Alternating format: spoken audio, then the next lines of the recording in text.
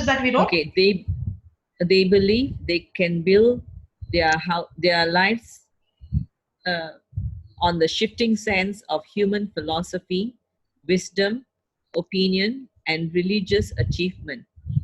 They are driven by outward religious appearances and faith in themselves rather than faith in the Lord Jesus Christ. Okay. I think I did not read the whole thing, but you wrote the whole one, right? Okay. Yeah, I wrote the whole thing. Yeah, I'll read it for others. Okay.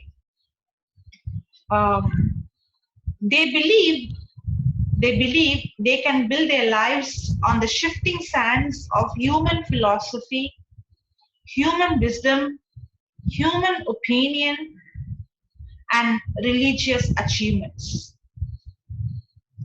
Praise the Lord. Hallelujah. Okay, so these people who build their house on the sand are the people who has built their lives on human philosophy. As we saw in Romans 12:2, do not be conformed, do not take the shape of, do not take the form of, do not live like the people in this world. But it is easy to live like the people in the world. Correct? Because when you are one among them, they accept you as one among them. But when you make decisions different, when you speak your language different, when you train yourself to speak the language of faith, when you train yourself to speak the language of what not you see but what you believe, when you live a life that according to the written word of God, when you live a life with sacrifice, when you live a life with forgiveness, unconditional love, now you are not like the one in this world. So to build a house on the sand is very easy. We see here it's based on human philosophy, it's based on human wisdom, it's based on human opinion, it's based on religious achievement. What do you mean by religious achievement? Can somebody say, what does this religious achievement means?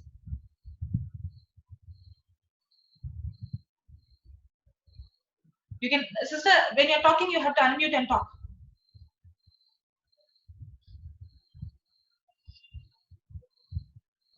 I think it's more of I don't know, religiosity, where it's like a lot of set rules and regulations. We think religious achievement means a person who's built the house on the rock. But here we see the word a person who has built the house on the sand is a person who is built on this religious achievement. It's not about talking about a person who built the house on the rock. It's talking about the person who built the house on the sand. What is religious achievement? Okay, let's go to Luke. I think it's chapter 18 from verse 9. Somebody can read.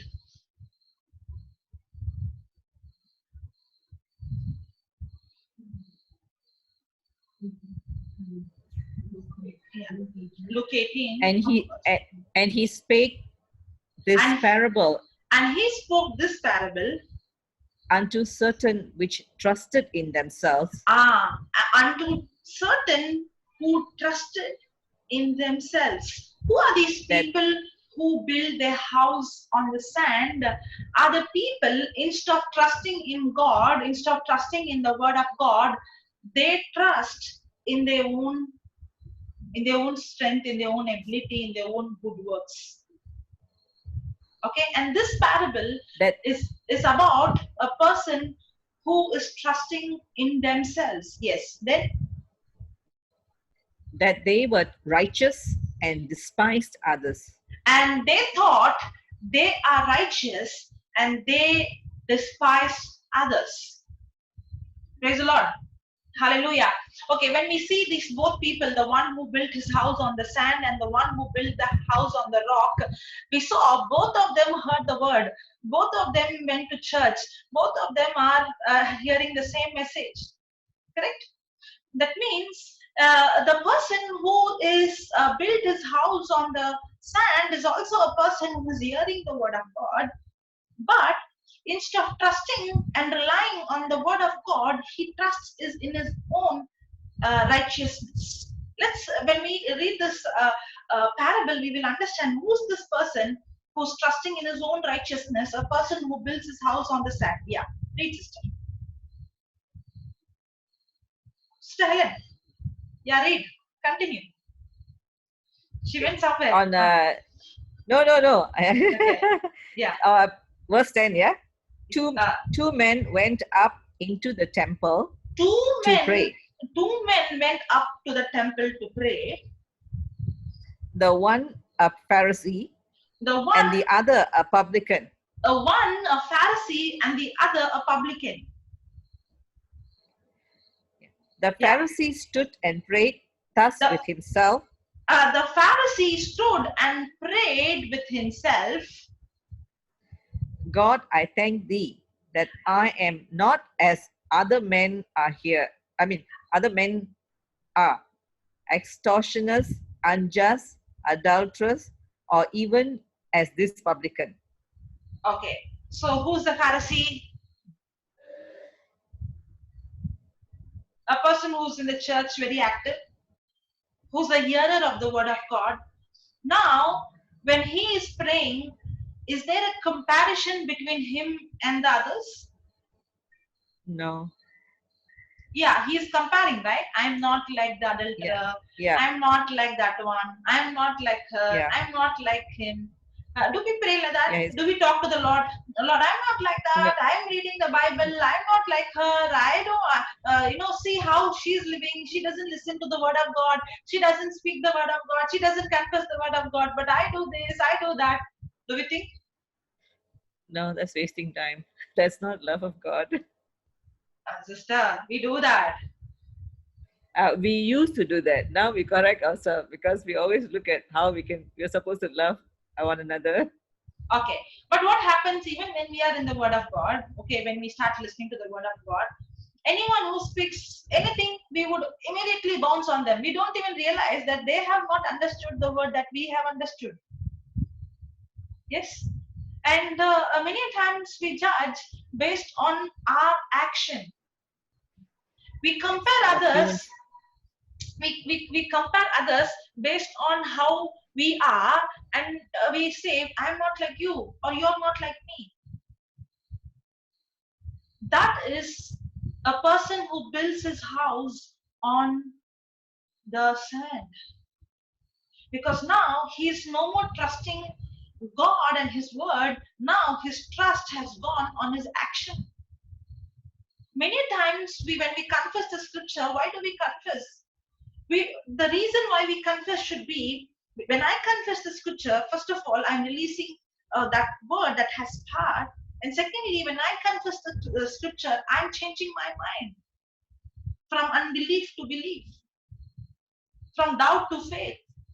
So when I confess the scripture, it's not God who's going to change. When I confess the scripture, it's I who's going to change. But what happens is, many times the mentality comes, see, I confess so many hours. I did it for so many hours. Now because I did, God has to do. Praise the Lord. So the trust of the person is coming on his own. See, if you see the Pharisee, he went to the church. He prayed. Sister, can you continue to read? Yes. I fast twice in the week. So a Pharisee is a person who goes to church, who's not adulterer, who did not do this, do not do that. He was fasting twice in the church. I give tithes of all that I possess. He gives tithes of all that he possesses. Then, and the publican, standing afar off, would not lift up so much as his eyes unto heaven, but smote upon his breast, saying, God, be merciful to me, a sinner. Then, I tell you, this man went down to his house justified rather than the other. For everyone that exalteth himself shall be abased, and he that humbleth himself shall be exalted. Okay, here we see the action of the Pharisee was not wrong. He was fasting, he was tithing, he was in the church, he was going for regularly all the prayer services, all those things. He was into all the activities. The action was wrong. Is it wrong to fast? No. Is it wrong to pray? No. His actions was right. Even though his actions was right, his foundation was not right. Because his foundation is not the rock, his foundation is the sand. Because his dependency is not on what Jesus has done for him, but his dependency is what he has done to Jesus. I prayed, I fasted, I confessed, I gave the money. That's called religious achievement. I can go to the church, but yet I'm not a person who has built my house on the rock. I built my house on the sand. Sand is something that is unstable. Sand is something that is not, steady. Sand is something that keeps changing. If I'm going to depend my life based on what I do, I am not stable. That's what to happen to the Pharisee. His actions. See, a person who's the hearer of the word and the person who's the doer of the word, from outside, as we learn, both the houses look similar. Both the people from outside, they look similar. But the foundation is different. A person can look like he's prayerful. He might look like he's lifting his hand. It looks like he's clapping his hand. He's singing. It looks like he's going for all the prayer meetings. It looks like he's fasting. It looks like he's very active. But then, what is his foundation?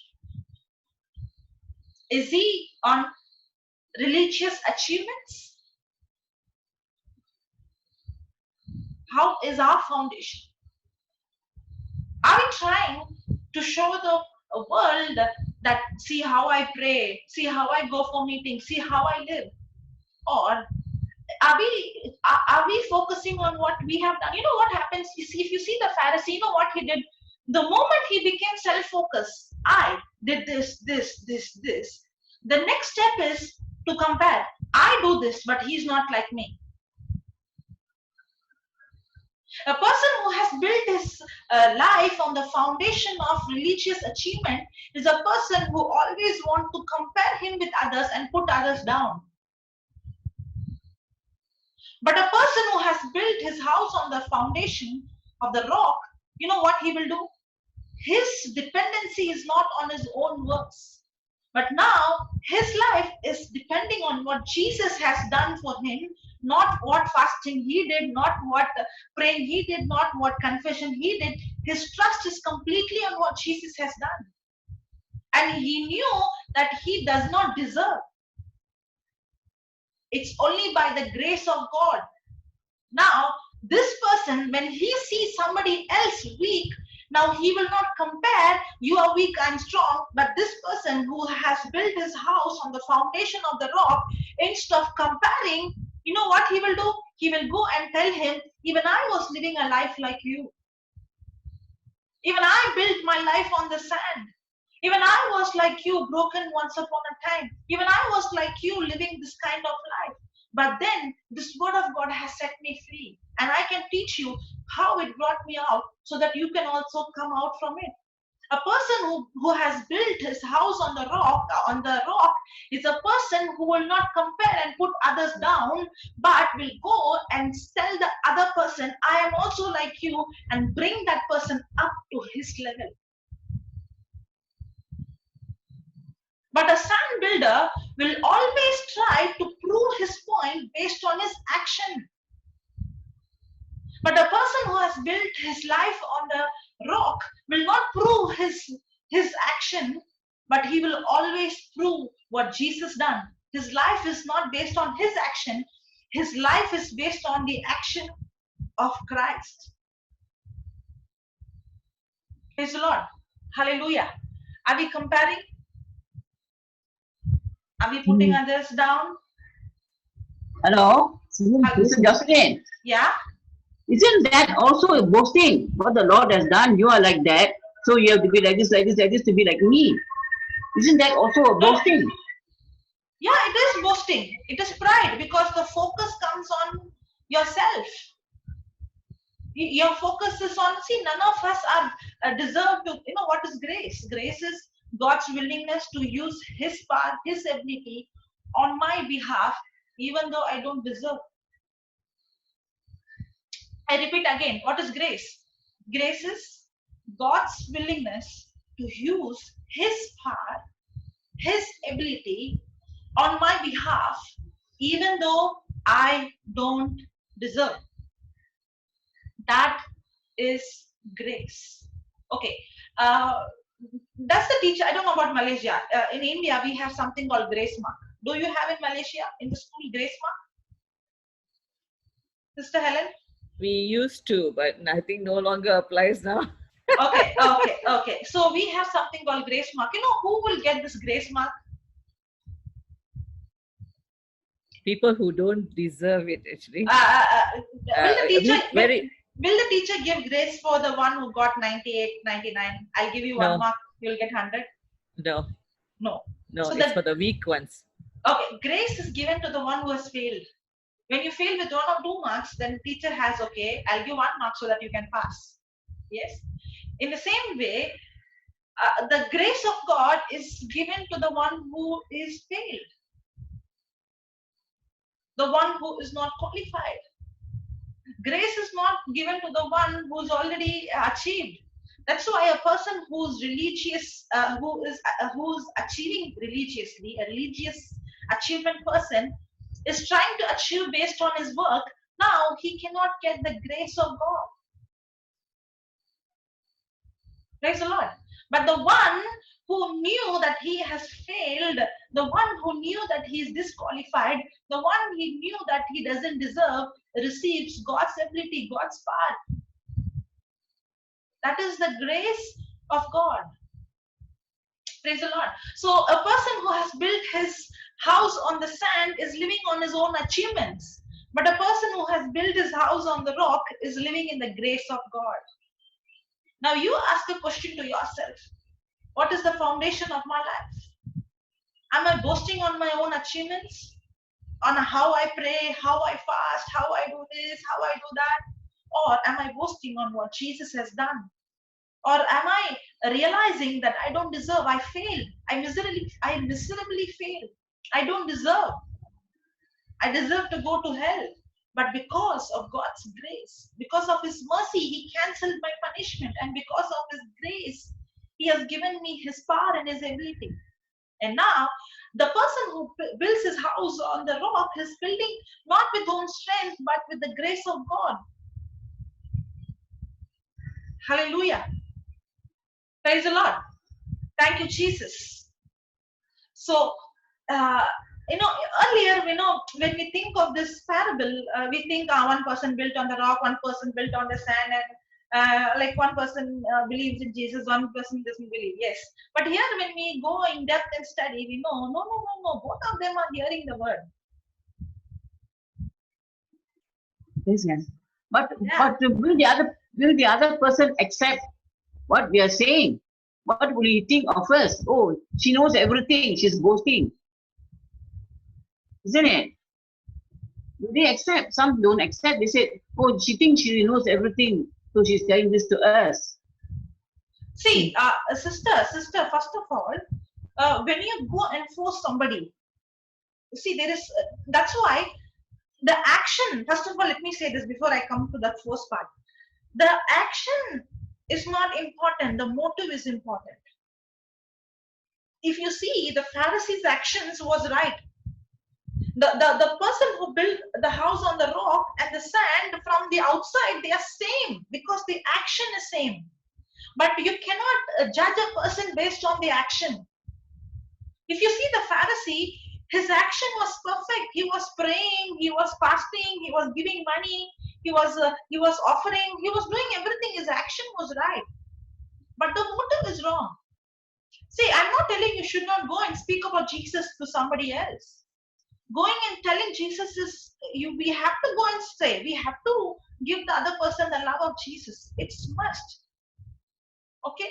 That's what the action. You can be praying and you can be doing the ministry work, but ultimately in your heart, how is your heart condition? What is the reason you do? You're doing it for your glory, or you're doing it for Jesus? The action of the same person can be the action from outside of the both the hearers and the doers might be the same, but the motive is wrong. One person is doing out of love, the other person is doing out of pride. Okay, now when I go and speak to somebody about Jesus, they think I know everything. Okay, first of all, you no need to go and the problem with us is we go and force things on others. Even I have done that mistake, especially in my own family. I should actually treat others like how Jesus has treated me. Did Jesus force me? Did Jesus ask me to do things? You have to listen to the word, you have to read my Bible, you have to talk to me. Did he force, or he gave me the choice? I had the freedom whether to obey him or receive his word, or to live my own life. In the same way, the people in my life, I am not supposed to go and force and talk to them when they're not willing. But when I live a lifestyle of love, and when I live a very different lifestyle, they themselves will come and ask me, how is that your life is different? See, our lifestyle will attract others where they want to know why she is different, why he is different. How come in this situation she's not getting tensed? How come he's not worried? How is that? How can he face such a big problem but yet be smiling? That relationship that we have with God is what is going to attract others. Now, when you open your mouth and speak, those words are so valuable. Praise the Lord. And there is a season. We want everything instant. You know what is the difference between the sand builders and the rock builders? The sand builders, if you see the house built on the sand is flexible, right? The sand is not, it changes, it's flexible. It's very easy to build a house on the sand. When a person is having a sand as a foundation, that means he no need to spend a lot of energy or strength on the foundation. He can focus more on the building. Correct? Because he no need to spend time on the foundation. He has to spend time on the building, because it's easy to build a foundation on the sand. It's quick. Instantly the house comes, instantly the building comes, instantly it comes high. But a person who builds the house on the rock, now it is sand on the top for both the houses. But now a person who's going to build the house on the rock, he has to dig and dig and dig and dig and dig until he reaches the rock deep down. Correct? Now, will it take time? Yes, it will take a lot of time for a person to go deep down to the rock. A person who has built his house on the sand is a person who wants instant result. Do we want instant result? Today we pray, tomorrow we want the change. What today we pray, tomorrow? Today I pray and instantly I want the change. Instantly I want to see things happening. If it doesn't happen, then I become restless.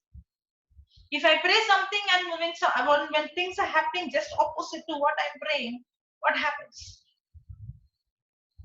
When we are praying for somebody, we don't need to force. We don't need to, until and unless they are willing. But we have to only inspire them. We only have to give them the truth. But accepting it or listening to it or receiving it or acting upon it is their own choice. But your prayers won't go waste. Can I share something? Yeah. I must thank you for that, because you know why? When I spoke to you first and you were telling me that things don't happen immediately, it took you time, like 15 years to understand. So you told me to give myself the time to learn deeper and to be patient. And I really appreciate you for guiding me in that area. Now I understand that it is not done today. Instant. Yeah, instant. Thank you. Praise Lord. Hallelujah. Yeah. So a person who's built his house. So a person who builds his house on the sand is a person who wants instant result. Who doesn't want to wait. That's why his focus is not on the foundation. His focus is on the heights. Okay. When you take a seed and you take two pots, one has a lot of sand and one has very less sand, and if you sow the seed in both the pots, which one will come up first?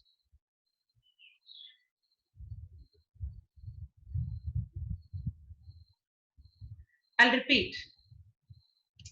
You have two pots. One has full of sand and one has very less sand. And you put seed in both. Which one will come up first? Okay, so why is that the one which has less sand, the plant comes quick, but which has more sand, it doesn't come up first? The less sand doesn't need deep rooting. Because when there is less sand, the whole power is given to the seed to grow up, because it doesn't have much of space for it, for the root to grow down. Correct? In the same way, a person who hears the word of God, but who wants instant result, who wants to immediately see, is not paying attention on the foundation. He wants to see things immediate. He wants to things to happen instant. But if you see a plant, which when you sow a seed, the seed is the word of God. Okay, the word of God is also a seed. This seed, it has to be planted in a heart. And first, we wanted the seed to instantly bring us the harvest, but the seed first has to grow down, deep down. The roots has to go down. Only when the roots go down, now when the plant comes high, when the plants come up, now because the foundation is strong, because the root is deep, when it becomes a big tree, when the storm comes, when the wind comes, it will not fall because its foundation is strong. But another seed, when it doesn't have root and it becomes so big, what will happen? Little pressure is enough for the tree to collapse. Praise the Lord. Hallelujah. So, when we take the word of God and sow it in our heart, sometimes we do not see any result. Yes, I'm confessing. I'm speaking, but nothing is happening. How you feel? You feel like quitting. Correct? But if we understand about the house built on the rock, a person who is building the house on the rock, from outside it looks like nothing has happened. Correct? Because he's not working on the top, he's working down. He's not working on the heights, he's working on the depths. That is the difference between a person who builds his house on the rock and a person who builds his house on the sand. A person who builds his house on the sand is focusing on the things of the outside. He's building the building. He's focusing on what? On, how I look out, how I be out, how, he is focused on the worldly blessing. That's why I love Joseph's example. Did God give him a promise? Yes, God gave him a promise. But when the promise came to him through a dream, did it happen immediately? No. Did he immediately become the governor? No. The first thing that happened was he went to the pit, and then he became a slave, and then he was put in the prison. It was failure after failure after failure. Why? Because God was working in the inside. Because God was working on the foundation. in his character, to develop love, to develop patience, to develop the fruit of the Holy Spirit, to develop self-control. Yes, that is very important. But what do we want? We want the outside. We want the manifestation. We want the answer. We want the, the post, the governor, the promotion, the money. A person who is building his life on the sand is a person who's focusing more on the building, on the external things. But a person who's building his house on the rock, from outside it looks like nothing is happening. She's going to the Bible, she's going this, she's doing, but nothing is happening. No, no, no. From outside nothing is happening, but inside there is a big change taking place. You can't see right now. Hallelujah. That's what we see in Romans 12, 2, that do not be conformed to this world, but you be transformed through the renewing of your mind. Do not be conformed to this world, but you be transformed. What is the meaning of the word transform?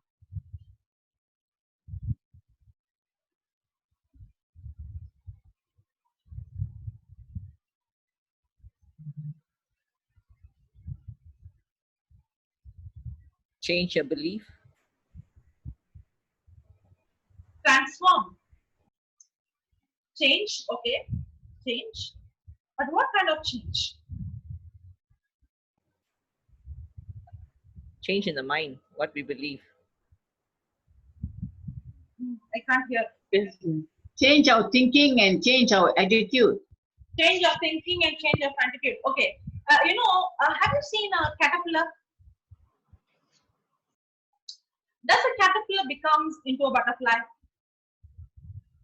The Bible is talking about that kind of change. Does a caterpillar looks beautiful? Hey, who's saying beautiful? I can see Sister Anita. Yeah, beautiful. She's nodding her head. Caterpillar looks beautiful, or the butterfly looks beautiful? The butterfly looks beautiful. Yes, the caterpillar doesn't look beautiful. But does the caterpillar go into a process? That process is called building your house on the foundation. Before the caterpillar could become a butterfly, it would keep on eating and eating and eating and eating the leaves.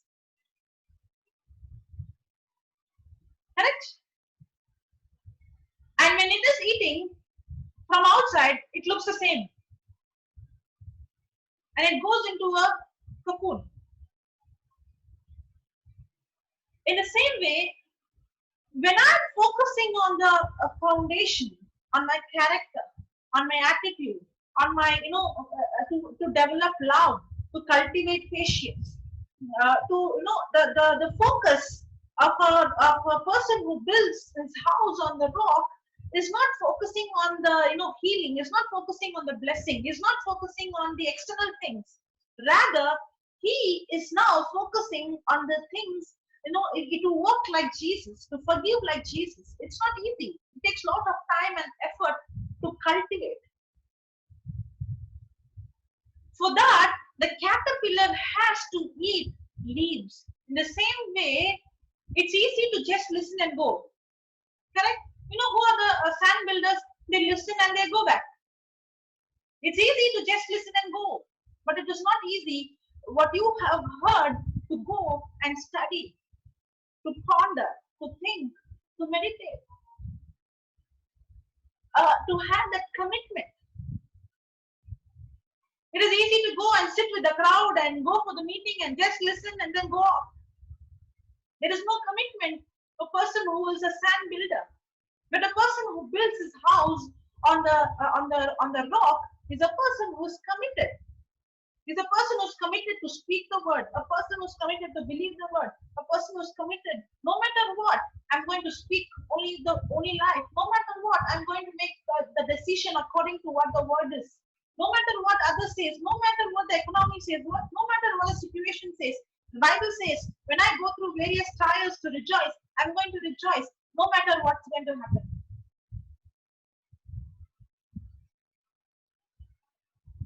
Praise the Lord. Can you clarify on the word meditate? Meditate on the word. Yeah, we've been learning, I think, the last session on meditation is imagination. Didn't we learn? Yeah. So that is also a part. Meditating on the word, imagining the word. Praise the Lord. But when the caterpillar is going through that process, from outside, they might not be very changed, so much change. When the seed is sown and the root is growing down, deep down, from outside it looks like nothing is happening. When a person is building a house on the rock, from outside they can't see any building coming up. But there is a work going on that is deep down. In the same way in your life, you might be studying the word, you might be listening the word, you might be spending a lot of time, but outside maybe there is no much change, much difference than you and the person who's not spending time like you, or there is no much difference than the people in the world. Maybe you're also going through the same situation, same problem, same crisis just like them from the outside. But you're not the same person. You're not the same caterpillar. There is a great change taking place as you are spending time with the word. This word is transforming, just like how the caterpillar is transformed completely into a different new creature. In the same way, when you are going through this process of, metamorphosis, the process of change, the process of transformation, from outside, you might not see much difference in the beginning. But then the transformation is not just outside, the transformation is from the within. Hallelujah. Thank you, Jesus.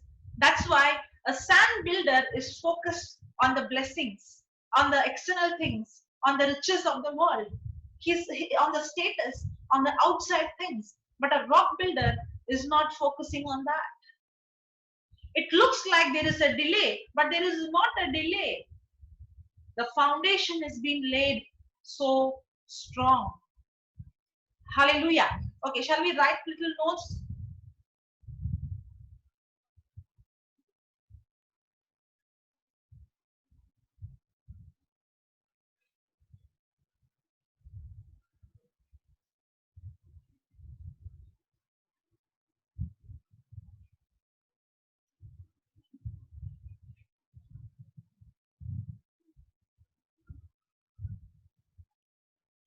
Okay. The man who built his house on the rock, okay, we are writing about him. The word rock refers to a large outcropping of rock, the bedrock. The word rock refers to a large outcropping of rock, the bedrock. This rock will come only when a person digs bedrock. Can you repeat the large what? Refers to a large? Outcropping. Outcropping. Outcropping. Outcropping. Okay. Of rock, is it? Of rock. The bedrock. BED, bedrock. Okay. While one man built his house on the sand,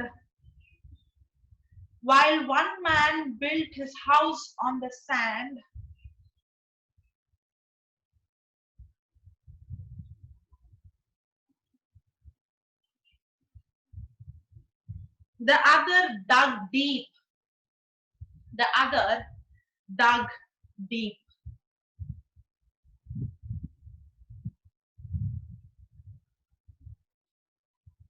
He dug until he reached the bedrock.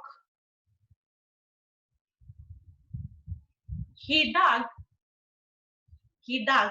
until he reached the bedrock.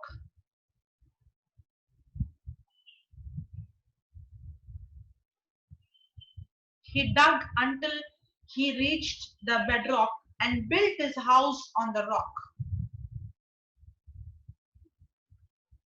He dug until he reached the bedrock and built his house on the rock.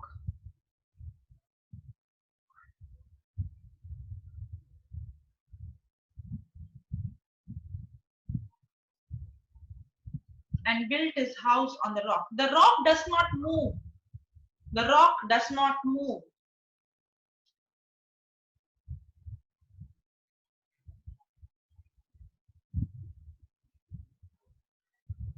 The rock does not move. It is unchanging and stable. It is unchanging and stable.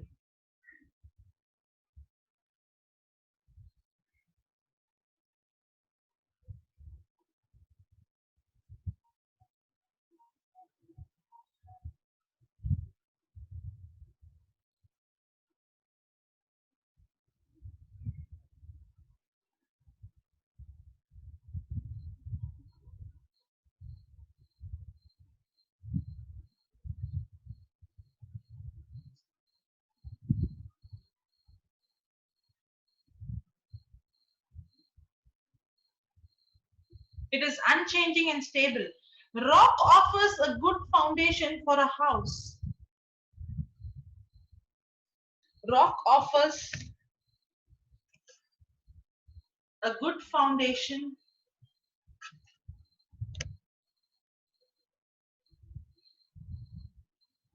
Rock offers a good foundation for a house.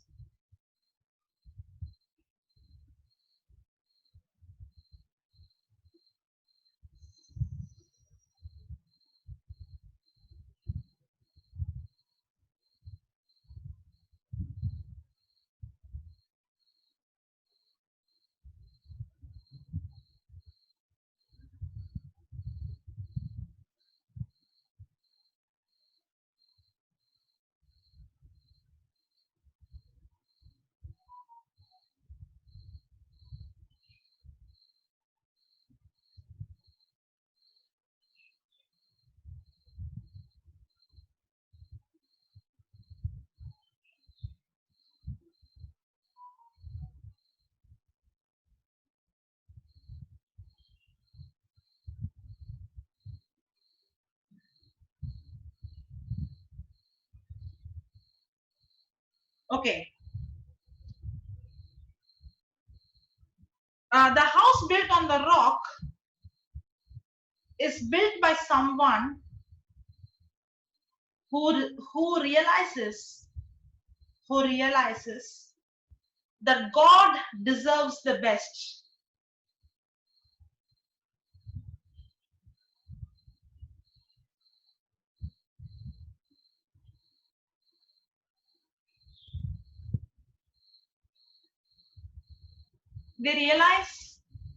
Who realizes that God deserves the best. They sacrifice their work. They sacrifice their work. They do anything to honor the Lord. They do anything to honor the Lord.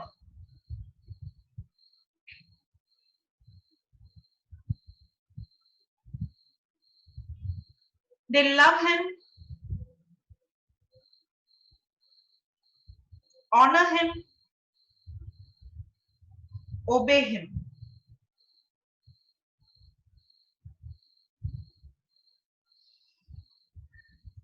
The rock builder's obedience,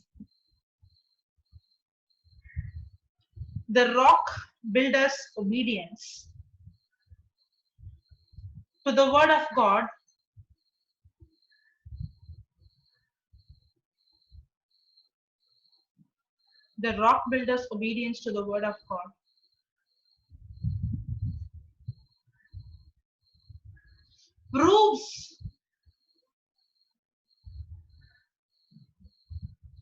proves they love the Lord, proves they love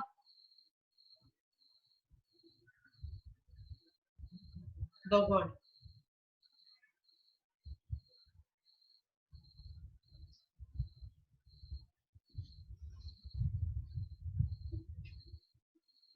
Okay, we will write little about the sand. The people built on the sand because it is easy.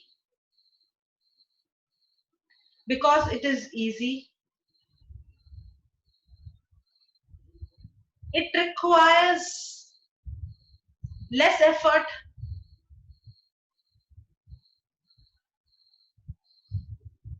It requires little effort. Just a little change here, and little change there. Just a little change here and little change there.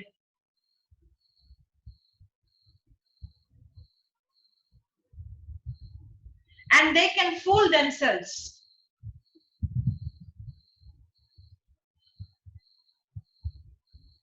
And they can fool themselves. And everyone around them, they can fool themselves and everyone around them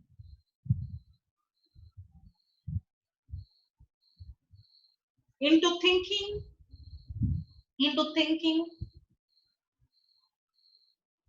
they are right with the Lord. They are right with the Lord.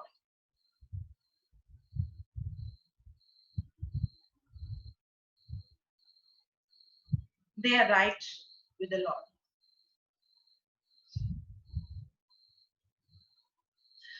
This is very important, okay? A life built on the sand,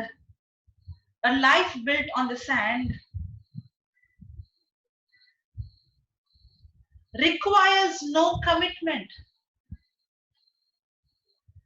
A life built on the sand requires no commitment, no sacrifice, and no faith.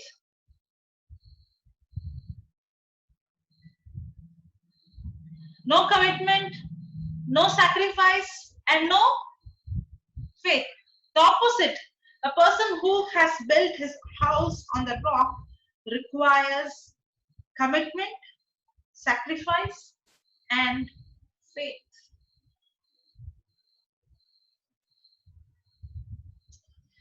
A person who is a sand builder will say, let it happen according to God's will.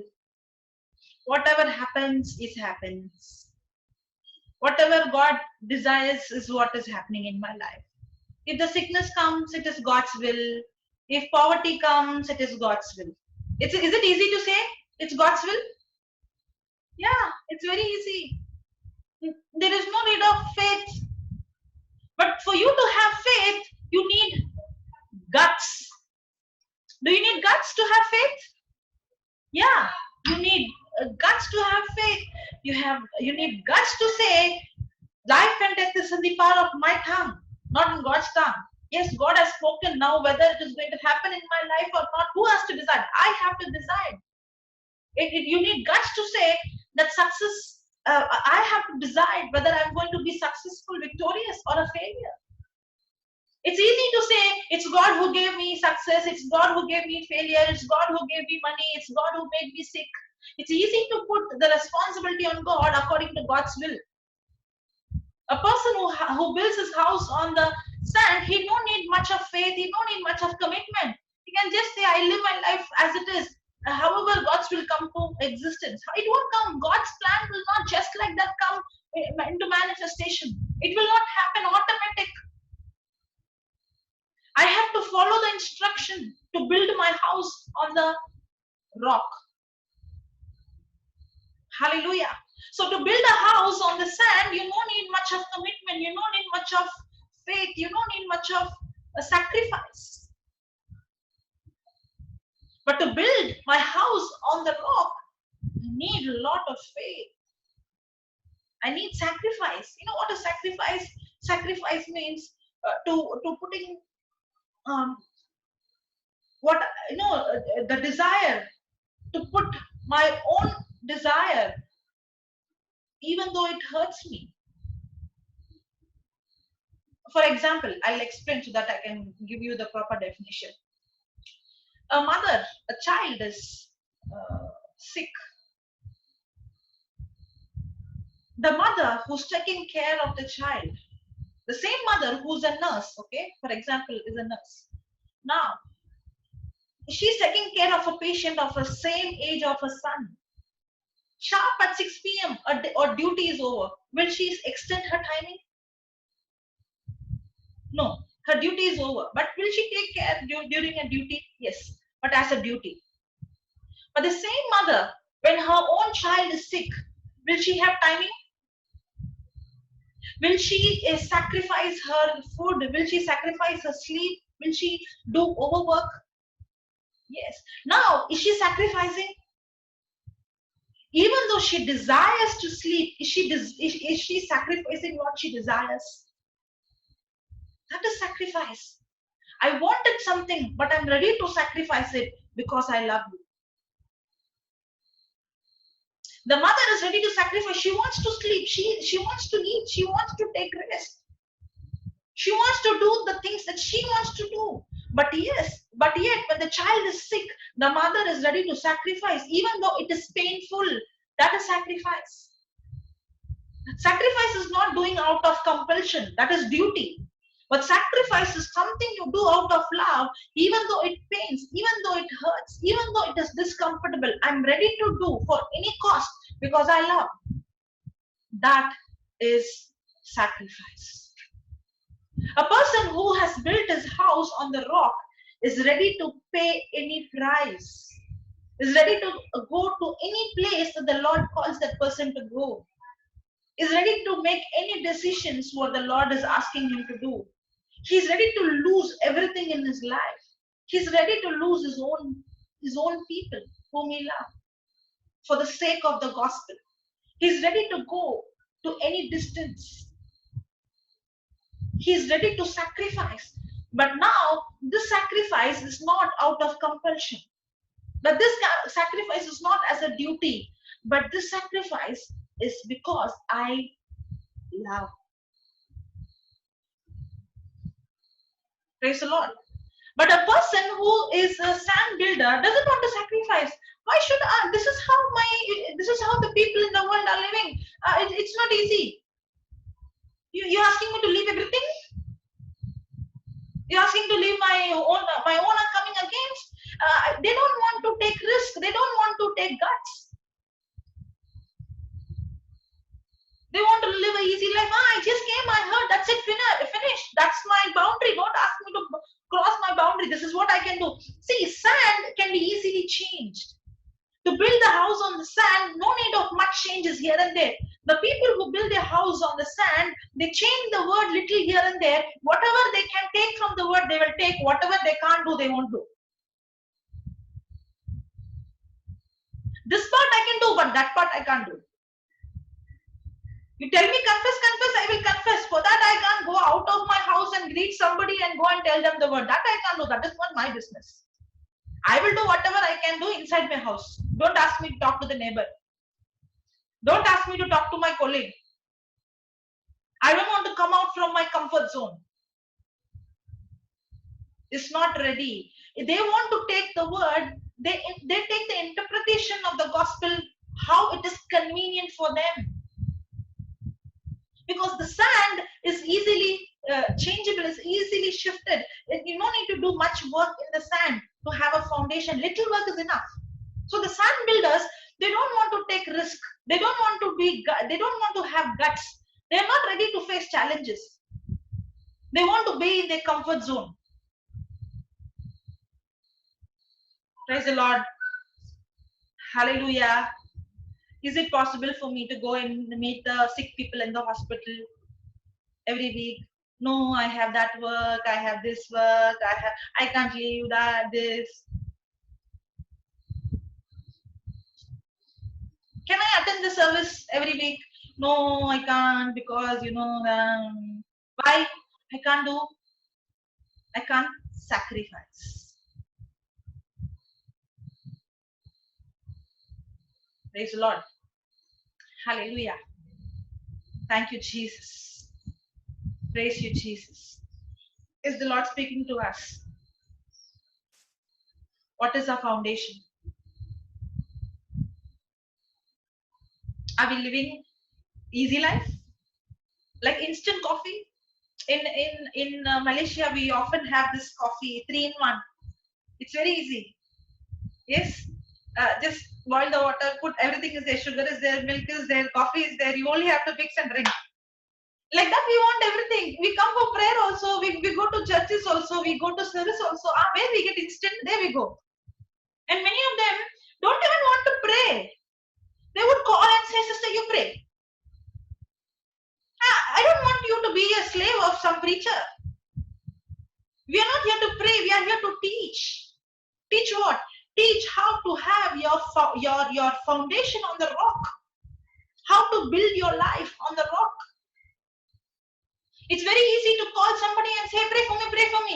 They think I will sit and watch all the junk in the TV, all the serials. I will watch all the talk shows. I will go and gossip and I do everything and make a call for all the prayer group members and tell them, "Pray me, pray for me, pray for me, pray for me."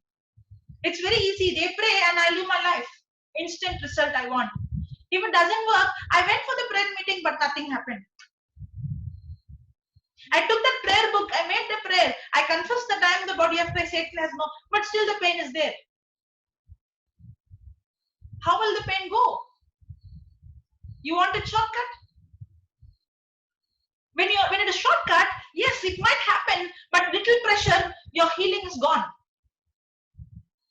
Because there is no root. How did you see the building? There is no foundation down, it's only up. So what happens? Little pressure, the building is collapsed. In the same way, when you have not sown that healing seed in your heart, now somebody prayed for you and you received your healing. So there is no root. Then how will the healing last? Little pressure, the healing is gone and again the sickness comes. Now why did the sickness come again? Because there is no foundation, there is no root. Because you did not speak the word, you did not change your thinking.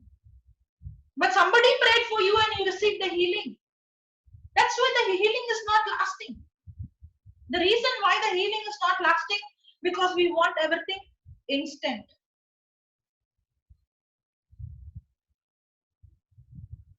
Hallelujah. Praise the Lord. Thank you, Jesus. Praise you, Jesus. It's easy to be a sand builder. No need of much sacrifice. No need of much commitment. No need of much faith. Just go to church, hear, say some prayer, and then tell 4 people, "Pray for me," and live your life as the world is living.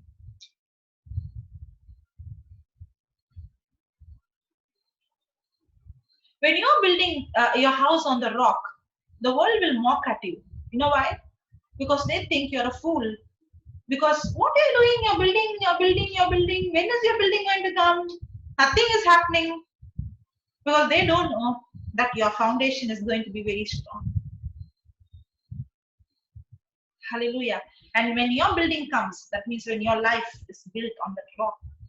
Now, when the pressure comes, when the whole world would break, when they hear the bad news, you can stand still. Now, why is that the other person who goes to church is broken when something bad happens, but some other person can stand strong? It's not because they did not go to church. Both went to the church. Both heard the same message. Both got the same teachings, but both did not build the house on the same foundation. Thank you, Jesus. Praise you, Jesus. Hallelujah. So I think we can continue it next week. Okay, you can ask if there is any questions. You can unmute and you can ask your questions.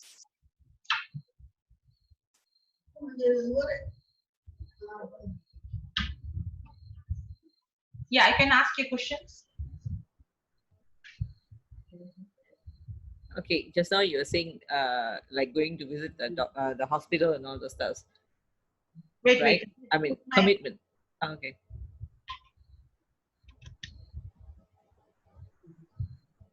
Yeah. What is that? Okay. No, you're saying going to visit the hospitals, one of the commitments. See, it's not again the action. It's not the action. It's not about only going to the hospital. Maybe there's something that the Lord has put in your heart. You want to start a Bible study, or you want to go and visit the hospital, or you want to go and reach out. I don't know. It's not for everybody, the hospital, but each one will have a different calling. But are you ready to do what God has called you to do, no matter what price I have to pay, no matter what sacrifice I have to do? What is the first priority for me? Suppose if there is a wedding going to come, somebody who's your close relative, your own cousin, will you say, if possible, I will come? No. Or you will see, no matter what, I'll take a leave, because why? You're ready to go because that is the first priority in your life. But what about the Bible study? If there is not raining, if I get a vehicle, if I have a holiday, I have conditions, right? Why? It's not there in the first priority. Why? I'm not ready to sacrifice. So it's not about, I'm not talking only about going to hospital. I'm talking about in general. What is that I'm giving the first place, the first priority in my life? Am I ready to sacrifice anything in this world only for the sake of doing and obeying God's calling in my life? Or have I kept the calling second and the worldly responsibilities first? My family first, my job first, everything is first. After I finish all this, then if I have time, then I will do what the word of God says. That is a person who builds the house on the sand. Because it is easy for me to live according to the word if I can, if it is possible. Or am I putting the gospel first? No matter what, I have to give first priority to what God has called me for. Then is what I'm going to think about other things. The other things in my life will come secondary. That is a person who builds his house on the rock, who's ready to sacrifice, who's ready to have faith, who's being committed. It's all about for what I give priority for. Yeah. Thank you. That is a very good explanation. Okay. Yeah. I see myself where I'm putting the commitment out as well.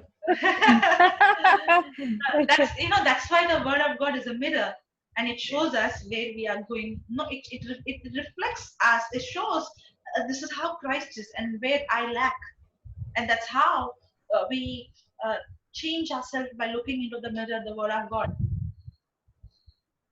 Okay. Yeah. Okay. Thank you. Yeah. Thank you, Jesus. Yeah. Anybody else? By now, Sister Anita should have been asking me some question. Otherwise, her mother. Yeah. Earlier, I was asking you about the meditation. I know that you will ask the question. Yeah, meditation. Yeah. Because I'm thinking, meditate. How to meditate? How to meditate? What is meditate? The word of God. Okay. Do you worry about your son? Yes. Do you worry about your daughter? Yes. That is meditation. Then how about the word of God? Same way, how you're meditating, what you're thinking about, my son's life has become like this, my daughter's life has become like this, what will they do that, this. You're thinking about, and you're imagining about the negative outcome, right? In the same way, you have to take and keep thinking on the promise of God. Worry is also meditating on something that is contradicting to the word of God. If I can meditate and I can worrying is meditating. The same way, I can also meditate the word of God. You mean repeating the word of God or what? Or thinking what He has done for me? See, when you're worrying, what you're doing? Just thinking. Yeah, what are you thinking? Why that is, why like that, why she's like that. You're taking the incidents and thinking, right? The same way, you have to take the incidents in the Bible, the promise of Bible, what Jesus has promised, and you have to keep thinking. When you keep thinking, you'll get some doubts. And that is the time you have to take the scripture and study. And when you're studying, you should ask the Holy Spirit, pray in tongues. And that's how you meditate. And the Holy Spirit will give you faith. Suddenly the word will speak to you. See, the difference between the sand builders and the rock builders. The sand builders, they only read the word and hear the word and go off. Because we saw, right? Both of them hear the word. But the rock builders, they study it and study it and study it until the word speaks back to them. Yes, the rock builders are the people who hear the voice of God. That word should talk back to me. That scripture should talk back to me. And when will that scripture speak to me? When I spend time in meditating, in thinking and meditating and pondering on it. Now when I hear the voice of God, that voice of God is what is going to set me free. That voice of God is what is going to give me the guts and the confidence to do what I see. If I just hear, I won't get the confidence. If I just hear the word, like the sand builders, I won't get the guts. But when I keep on hearing, now when I hear the voice of God, that voice of God will give me the guts, because I know that it is He who spoke to me. It's a revelation that I have received. That's when your life becomes different.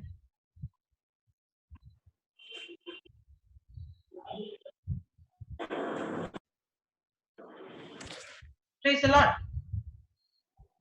Hallelujah. Okay, so who's going to do the closing prayer?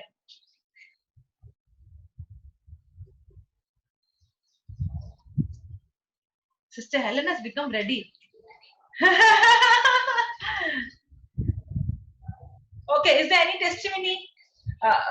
Sister Jessie, 1 minute, I'll unmute her. Sister Jessie, hello.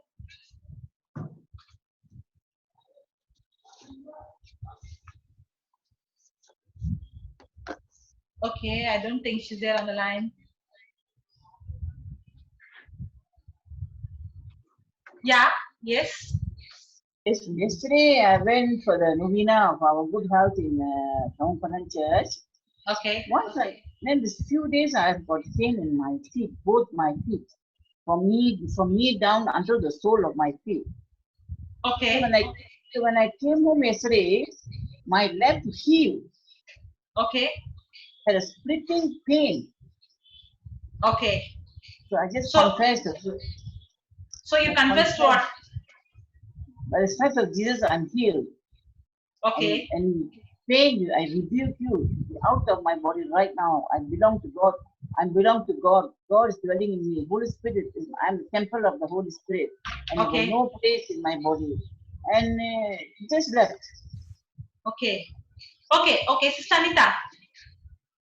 Yes. You did not rebuke the pain in the leg? No. Okay, now hold a hand.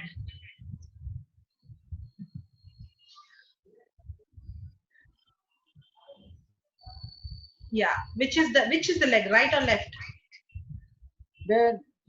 Both the legs from knee down. How come I can't see Sister Anita at all? Okay. I'm here. Yeah, okay. Both the legs, right? Both the legs until the sole of my feet.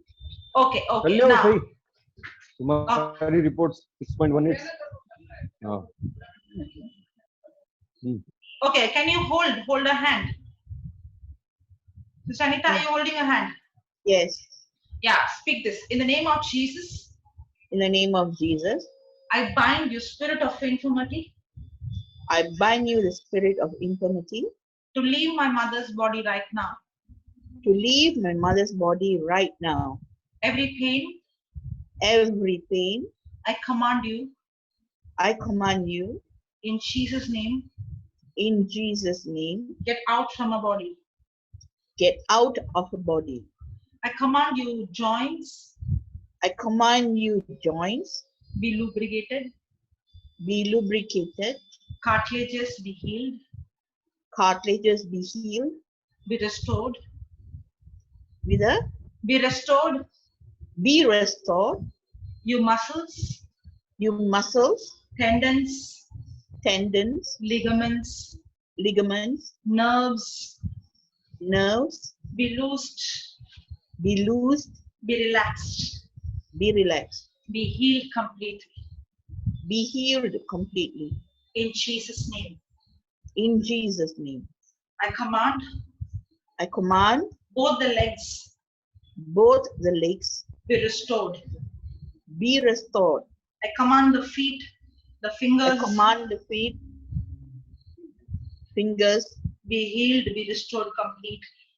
Be healed and restored completely. Every pain leave her right now.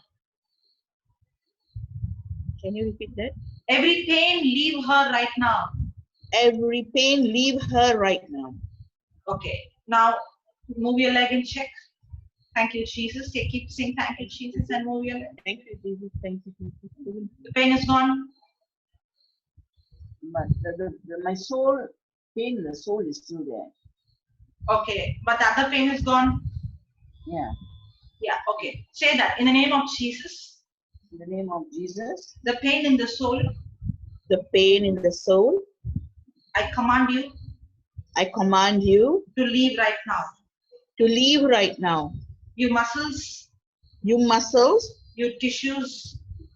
your tissues, Nerves. nerves, Be healed completely. be healed completely. In Jesus' name.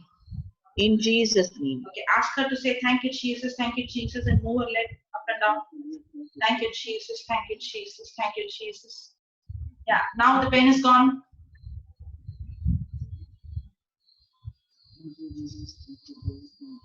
Pain is gone. It said from ankle below, it's still there. Is it reduced? Is it reduced? Yeah, babe. Yeah, put your hand where she's having pain.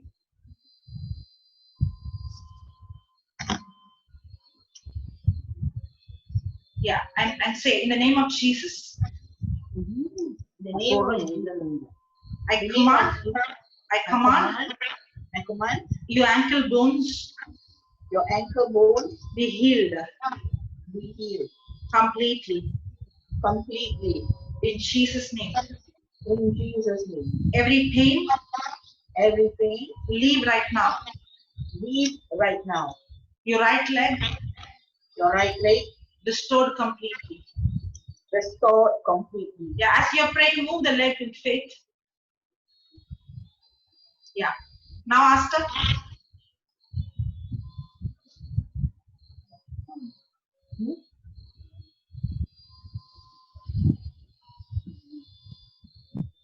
Is it reduced? Reduced. Yeah. Now how many percent it's reduced? Say about 50%. 50% is gone? Okay. Yeah. Close. Okay. Sister Anita, can you do same again what you did?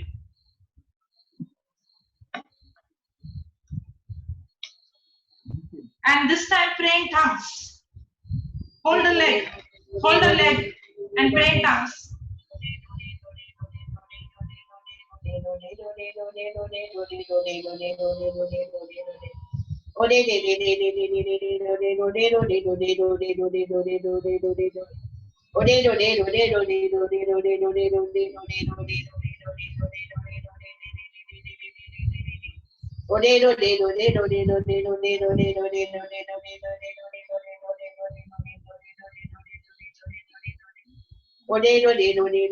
Okay, okay.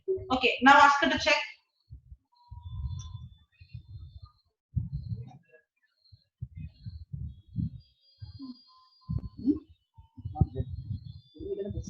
It's gone? Yeah. Completely gone? Yes. Yes. Praise the Lord. Hallelujah. Hallelujah. So what did we do? We prayed with the human language when we didn't know what is the exact cause. We asked the Holy Spirit. He spoke exactly what it was.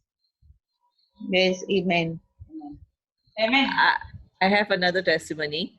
Yeah. On 30th August was Judy's birthday, and Okay. after Mass we are having a feast Mass celebration. The evenings, the Mass finishes about at night. I went over to her place and celebrated with her.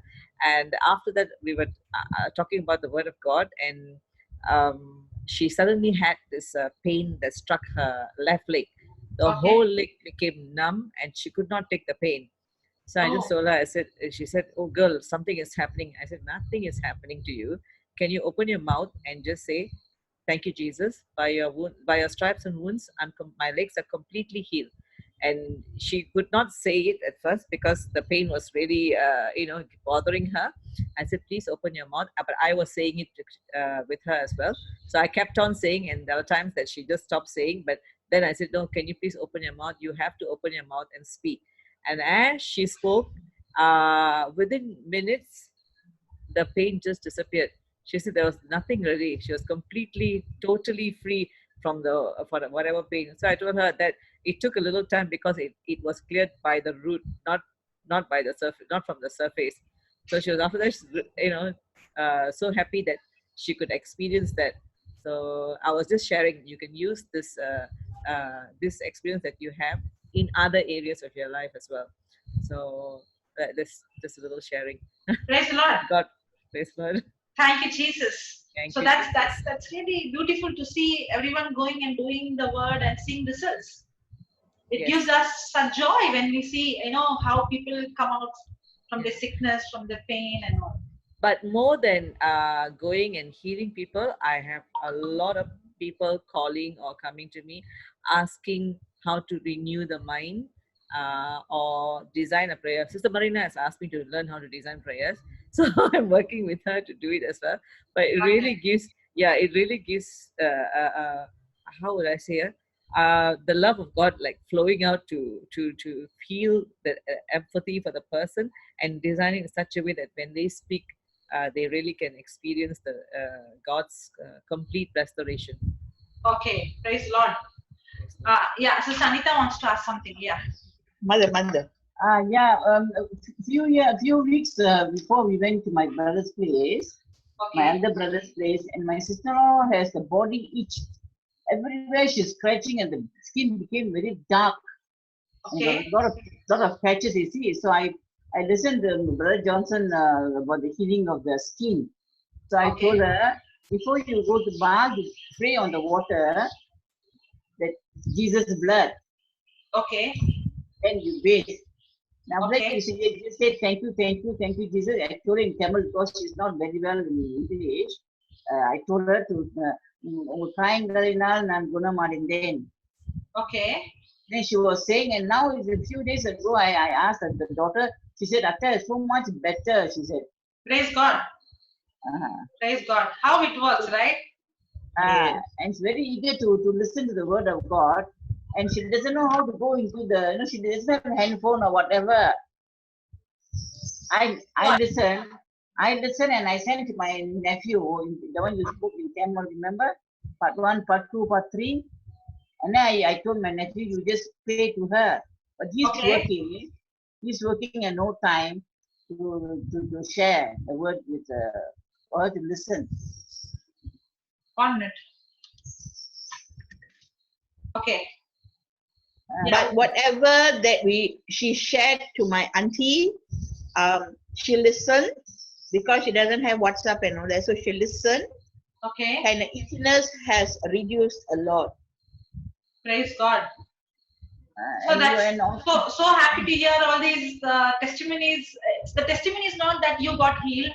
The testimonies is how you went out and you reached out and how you could give others the word. That's really yeah. Then the other testimony is her son, that means my auntie's son. Since the day he was born, he's got a lazy eye. I think it's on the right side. Okay. And just a few weeks ago, he went for surgery because apparently the cornea got detached. Okay, 1 minute. So he. Yeah, just testimonies. Yeah. Yeah. No. That's finished. Yeah. Tell me. So the cornea got detached from his eye. So he went for surgery. So that was when we visited them. Okay. And then he called to say that something was serious at the back of his eye, even after the surgery. Okay. So we shared some prayers and all that with him. Okay. And we said, trust that you are healed. But he was very worried, although, being a human, he was worried, but, we were all like, praying God's word over him and all that.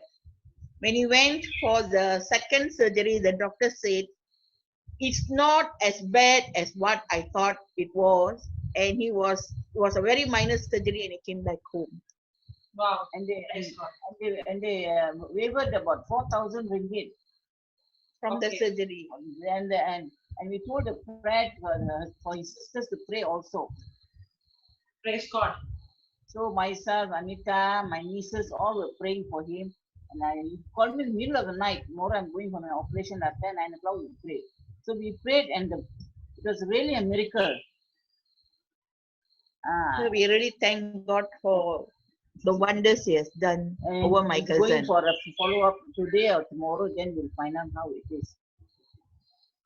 Praise God. Thank you, Jesus. Hallelujah. Thank you, Jesus. Hallelujah. But many people have said that because of your speech, because of your talk, because of the word of God, you are already being very uplifted. Thank you, Jesus. Thank you. Yeah. God. Yeah, praise God. Praise God. Anybody else?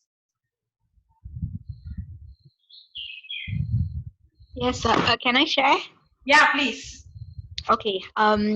I never told y'all, but when I forgot about when y'all came, I forgot to ask y'all to pray for my son.